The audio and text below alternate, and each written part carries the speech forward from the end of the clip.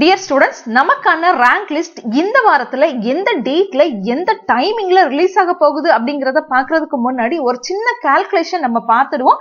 இந்த கால்குலேஷனோட எண்ட்ல இந்த வாரத்துல எந்த டேட்ல எந்த டைமிங்ல ரிலீஸ் ஆக போகுது அப்படிங்கிறது 99.9% நமக்கு வந்து தெளிவா இந்த கால்குலேஷனோட எண்ட்ல உங்களுக்கு தெரியும். இந்த வீடியோ உங்களுக்கு பிடிச்சிருந்தா வீடியோவை லைக் பண்ணுங்க.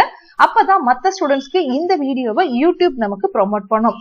2023 அதாவது போன வருஷம் அகாடமிக் இயர்ல நம்ம எடுத்துக்கிட்டோம் அப்படின்னா அப்ளிகேஷன் என்னைக்கு ஓபன் பண்ணிருக்காங்கன்னா 16/6/2023 அன்னைக்கு ஓபன் பண்ணிருக்காங்க.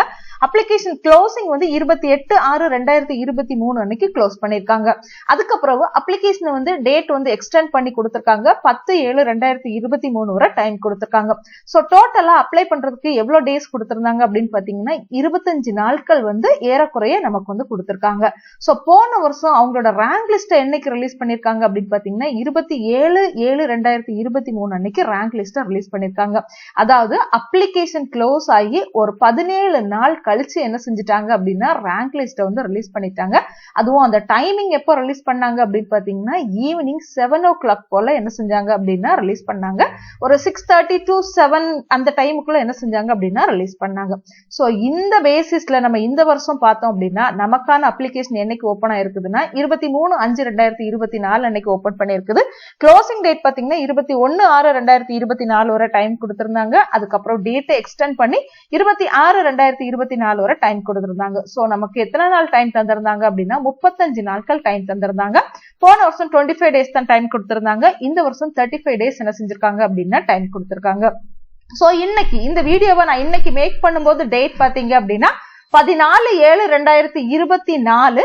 அதாவது இப்போ நான் இந்த வீடியோ ரிலீஸ் பண்ற டேட் வந்து 14/7/2024. சோ இன்னைக்கே நமக்கு எத்தனை நாள் ஆயிடுச்சு அப்படின்னு பாத்தீங்கன்னா 18 நாட்கள் வந்து நமக்கு வந்து ஓவர் ஆகியாச்சு.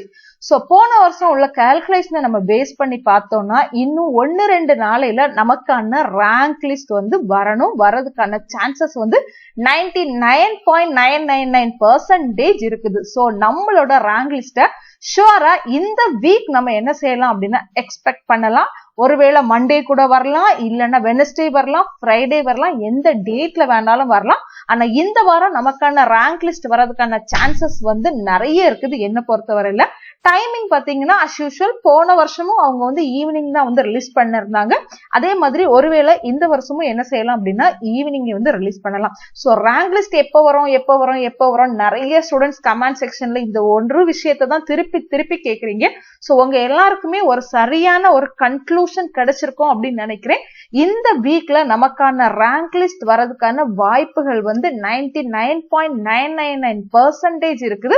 அது எந்த டேல வேணாலும் வரலாம், திங்கட்கிழமை வரலாம், செவ்வாய்க்கிழமை வரலாம், புதன்கிழமை வரலாம்.